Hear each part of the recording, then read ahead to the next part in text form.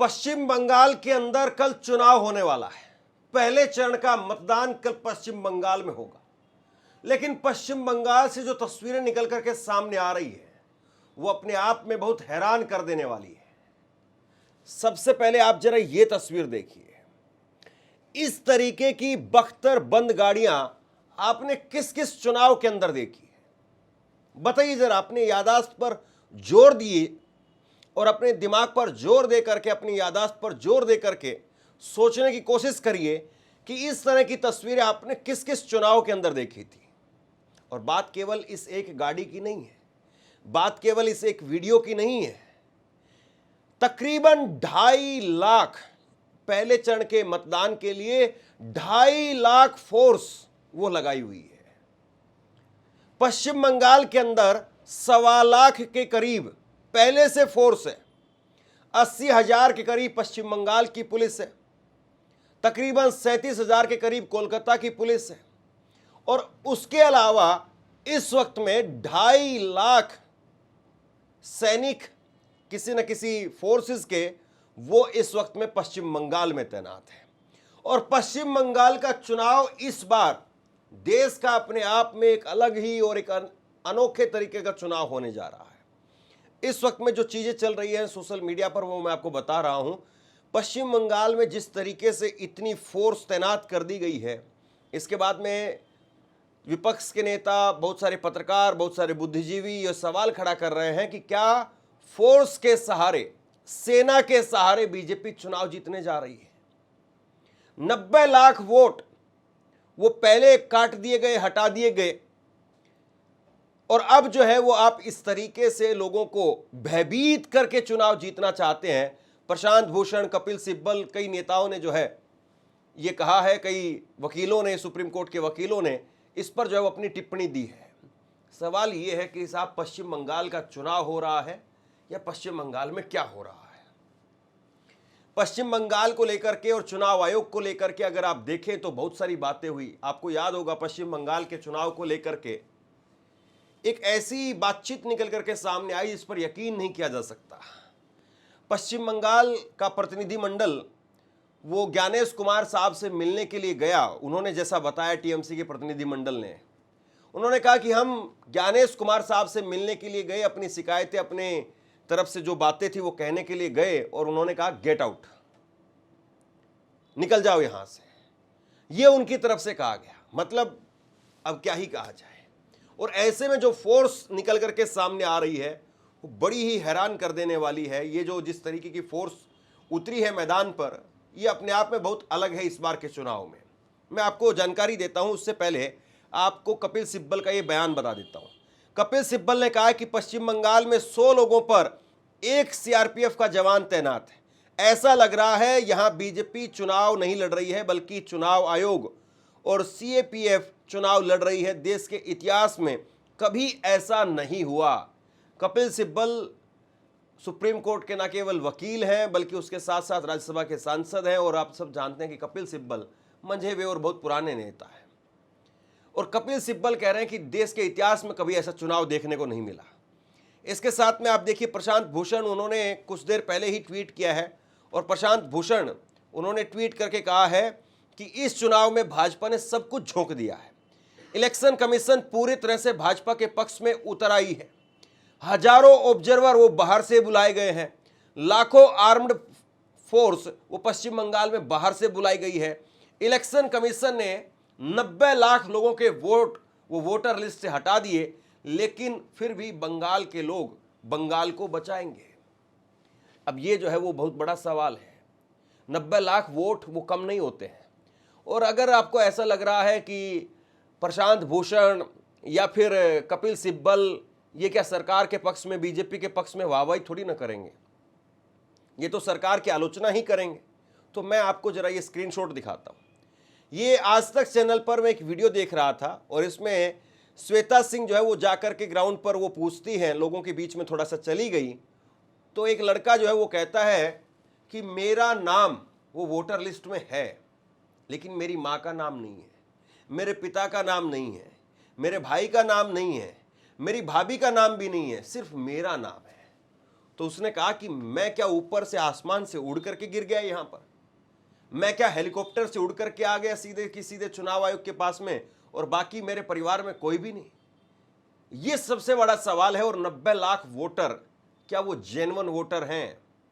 हालांकि चुनाव आयोग इस पर कई बार सफाई दे चुका है, लेकिन फिर भी जिस तरीके से विपक्ष लगातार सवाल खड़े कर रहा है, क्या चुनाव वाकई निष्पक्ष होंगे? ये बहुत बड़ा सवाल है।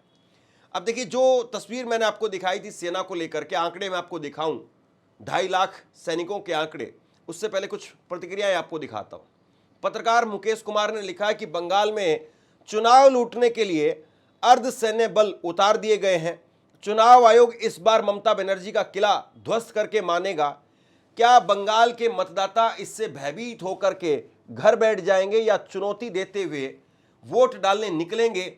ये बंगाल के लिए चुनौती है, बंगालियों के लिए चुनौती है। मनुवादियों के हमले से बचना है तो उन्हें साहस और समझदारी से काम लेना होगा। वहीं अनुराग ढांडा वो इसको लेकर के लिखते हैं कि मोदी जी चुनाव नहीं लड़ पा रहे तो युद्ध ही छेड़ दिया है। टैंक उतार दिए गए हैं पश्चिम बंगाल चुनाव के अंदर। पहले किसी लोकतांत्रिक प्रक्रिया में देश में टैंक और बख्तरबंद गाड़ियां चली थी क्या? ये वो सवाल पूछ रहे हैं सरकार के ऊपर बख्तरबंद गाड़ियों को लेकर के चुनाव आयोग से और सरकार से कि भैया क्या पहले ऐसा देखा था? मैं 2 बातें यहां पर आपको बता दूं। मैंने खुद पश्चिम बंगाल का चुनाव कवर किया है और पश्चिम बंगाल के चुनाव में पिछली बार सबसे ज्यादा हॉट सीट अगर कोई थी तो वो नंदीग्राम की सीट थी। नंदीग्राम की सीट वो सीट थी जिस पर ममता बनर्जी खुद चुनाव लड़ रही थी और सामने थे शुभेंदु अधिकारी। शुभेंदु अधिकारी ने चुनौती दी थी कि ममता बनर्जी में अगर हिम्मत है तो यहां आ जाए और चुनाव लड़ करके दिखाए। ममता बनर्जी ने चुनौती स्वीकार की, फाइटर नेता है वो, उन्होंने चुनौती स्वीकार कर ली और नंदीग्राम में पहुंच गई। और ममता बनर्जी नंदीग्राम में जब चुनाव लड़ने के लिए पहुंची, उनका पैर टूट गया था पिछली बार, आपको याद होगा, और वो व्हील चेयर पर फुटबॉल लेकर के खेला होबे के साथ में पूरे चुनाव में दिखाई दी थी। मैं अपने एक्सपीरियंस से बता रहा हूं, मैंने भी तकरीबन देश भर के बहुत सारे राज्यों में चुनाव कवर किए हैं, ग्राउंड रिपोर्टिंग खूब की है, जम करके की है। लेकिन इस तरीके से, जिस तरीके से फोर्सेस तैनात थी नंदीग्राम में, इस तरीके की फोर्सेस मैंने जम्मू कश्मीर के चुनाव में भी नहीं देखी। मैंने कश्मीर के अंदर श्रीनगर में भी ग्राउंड रिपोर्टिंग की है चुनाव के दिन, और मैं बहुत विश्वास के साथ में इस बात को कह रहा हूं और बिल्कुल बढ़ा चढ़ा करके नहीं कह रहा हूं। जिस तरीके की फोर्सेस नंदीग्राम में थी पिछली बार, उस तरह की फोर्सेस मैंने कश्मीर के चुनाव में वहां पर भी नहीं देखी। और बड़ी बात मैं आपको यह बता दूं, अभी जो जम्मू कश्मीर के चुनाव हुए थे, ये 370 हटने के बाद में पहली बार का चुनाव था। इतना सेंसिटिव चुनाव था, बरसों के बाद में चुनाव हो रहा था, सुप्रीम कोर्ट के दिशा निर्देश के बाद में चुनाव हो रहा था, लेकिन वहां पर भी इतनी फोर्स नहीं थी जितनी फोर्स यहां पर थी। राहुल गांधी की श्रीनगर के पास में एचएमटी ग्राउंड में एक रैली थी, मैं वहां उस रैली को कवर कर रहा था। फोर्सेस थी वहां पर, लेकिन ऐसा नहीं था कि कोई पूरी तरह से पूरी तरह से चक्का जाम कर दिया गया है और आसमान से लेकर के और जमीन तक चाक चौबंद पूरी व्यवस्था की गई है। थी सिक्योरिटी, लेकिन इतनी नहीं। उमर अब्दुल्ला वो चुनाव लड़ रहे थे, उनके चुनाव में भी मैं गया, लेकिन वहां पर भी उनकी सीट के ऊपर भी 2 सीटों पर वो चुनाव लड़ रहे थे। ऐसा नहीं था कि कोई बहुत भयंकर तरीके से वहां पर सिक्योरिटी इतनी लगा दी गई है कि आदमी सांस भी नहीं ले पाए। लेकिन नंदीग्राम में हर 200 मीटर 500 मीटर पर आपको पुलिस वाला दिखाई दे रहा था। और नतीजा क्या हुआ? नंदीग्राम का चुनाव ममता बनर्जी हार गई। मैं नहीं कह रहा हूं कि अब ममता बनर्जी राज्य का चुनाव भी उसी तरह से हार जाएंगी, क्योंकि ममता बनर्जी नंदीग्राम में हार गई, लेकिन अपनी पार्टी को प्रचंड बहुमत के साथ में जितवाया। तो ममता बनर्जी बहुत अलग मिजाज की, बहुत अलग किस्म की नेता हैं, और वो घुस करके, ऐसा नहीं कि चैलेंज दे दिया और उसके बाद में कहीं और से वो चल पड़ी, घुस करके फाइट करने वाली नेता है। अब कल चुनाव में क्या होगा? कल आधा चुनाव चला जाएगा।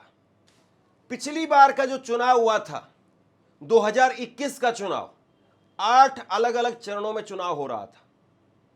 ममता बनर्जी टूटे पांव से वो लड़ रही थी, और 8 अलग अलग चरणों में जब चुनाव हो रहा था, तकरीबन 1,10,000, और ये मैं मैक्सिमम बता रहा हूं आपको, 1 लाख से 1,10,000 के आसपास अर्धसैनिक बल जो तैनात किए गए थे।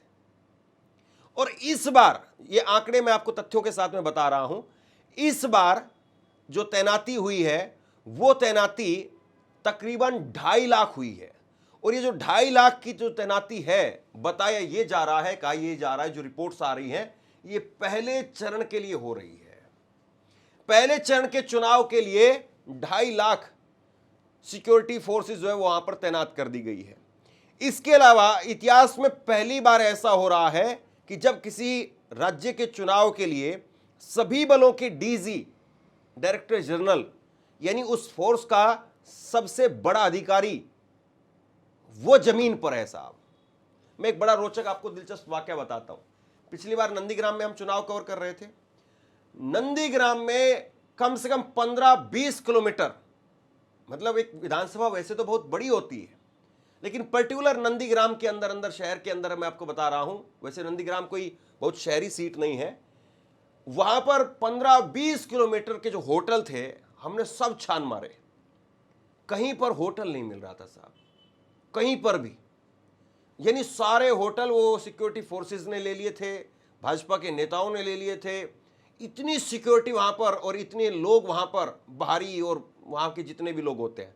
हालांकि चुनाव आयोग का ये नियम है कि अगर चुनाव में आखिरी, जब वोटिंग से पहले के जो आखिरी 48 घंटे होते हैं, कोई भी बाहरी व्यक्ति वो वहां पर लोकल होटल लेकर के नहीं ठहर सकता है। अगर कोई ठहरा हुआ है तो उसको छोड़ करके जाना पड़ता है।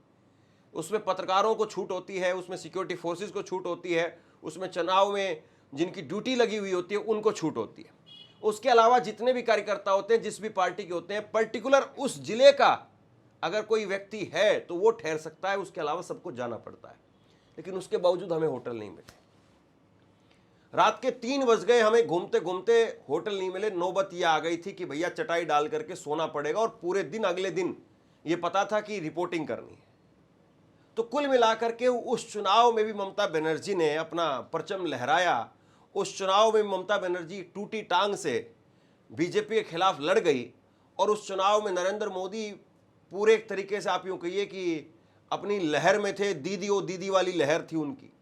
और इस चुनाव में मछली की लहर चल रही है, मांस की, मच्छी की, मीट की लहर चल रही है।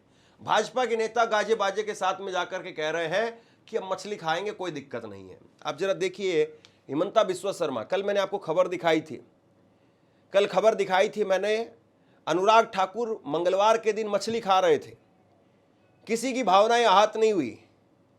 यहां लेंस कार्ड के ऊपर जो तिलक लगा रहे हैं, लेकिन छोड़ दीजिए उन सारी बातों को। आज हिमंता बिस्वा शर्मा असम के मुख्यमंत्री कहते हैं कि दीदी ऐसा करो, एक दिन मांस और मछली खाने का कंपटीशन रखते हैं। मतलब चुनाव में कायदे से यह कंपटीशन होना चाहिए था कि दीदी मैं असम से आता हूं, दीदी आप बंगाल की हो, आओ डिबेट करते हैं, आपने कितना डेवलपमेंट किया, मैंने कितना डेवलपमेंट किया, आओ एक स्टेज पर दोनों पत्रकारों को बुलाते हैं, एक लाइव सबके सामने एक डिबेट करते हैं। चुनौती तो ये होती है, लेकिन क्या चुनौती दे रहे हैं? हालांकि जिसके पास में जो होगा वही तो देगा। हिमंता बिस्वा शर्मा चुनौती दे रहे हैं कि आप भी या तो मेरे घर आ जाओ या मैं आपके घर आ जाता हूं, और मांस और मछली खाने का कंपटीशन रखते हैं। और मैं चैलेंज दे करके कह रहा हूं कि आपसे 1 किलो ज्यादा मांस मैं खा जाऊंगा। आप एक दिन मेरा घर में आ जाइए, नहीं तो मैं आपका घर में जाऊंगा, टेबल में बैठ के दोनों मांस खाने का कंपटीशन करूंगा। आप भी खाए जाओ, रो इलिस आप भी खाते जाओ, मैं भी खाते जाऊंगा। लास्ट में मैं आपसे 1 केजी ज्यादा ही मांस खा जाऊंगा, 1 केजी ज्यादा ही मांस खा जाऊंगा। भाइयों और बहनों, दीदी मुद्दे का बात नहीं बोलते हैं, दीदी काम का बात नहीं बोलते हैं। ये सोच है भाजपा के नेताओं की। इसीलिए मैंने कहा कि ये मांस मछली खाने में ये क्या कंपटीशन हो सकता है भैया? आपका शरीर कुछ और है, मेरा शरीर कुछ और है, किसी और का शरीर कुछ और है। कोई आदमी वो शुगर का पेशेंट है, कोई आदमी नहीं है, कोई आदमी वो 6 फुटा है, वो खाता है भैया, कोई आदमी उसका शरीर उतना नहीं है। और महिला और पुरुष में तो खान पीन के मामले में वैसे भी वैज्ञानिक दृष्टि से भी अगर आप देखें तो भी तुलना ठीक नहीं है। तो आपको किसी से तुलना करनी थी तो किसी दूसरे नेता से करते हैं। लेकिन साहब सब जानते हैं कि दिमाग लगा करके बात थोड़ी ना कही जाती है, बात तो बस ऐसी कही जाती कि जो बेसिर पैर की हो।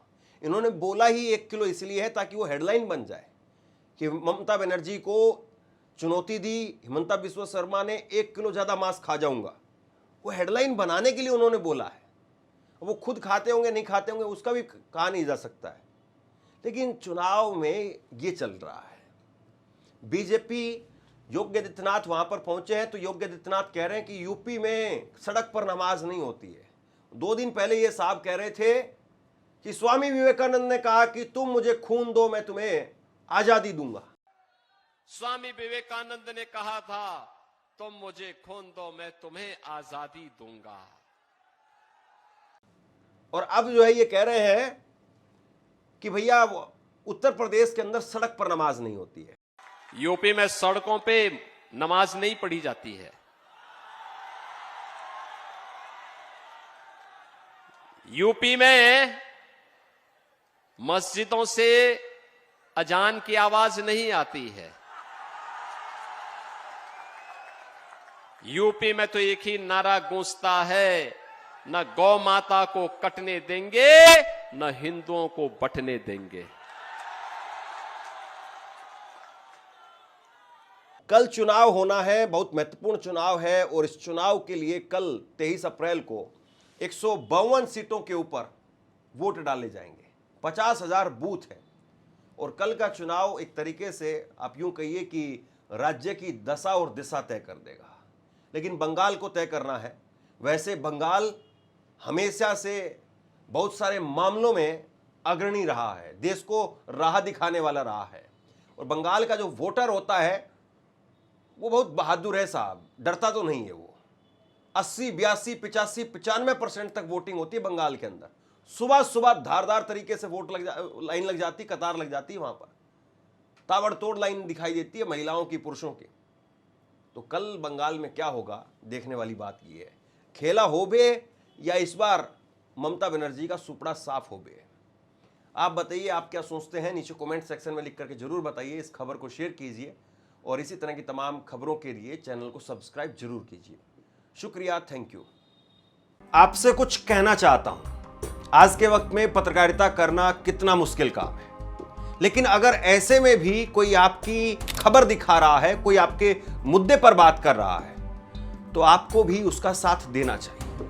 अगर आपको लगता है कि मेरी पत्रकारिता सही है, मैं आपके लिए आपकी खबर वो दिखा रहा हूं, तो ऐसे में आप मेरा सहयोग कीजिए। आप इस वीडियो को जब लाइक करेंगे तो लाइक के साथ में ही एक थैंक्स का बटन आपको दिखाई देगा। उस थैंक्स के बटन पर आप क्लिक कीजिए और जो भी सहयोग राशि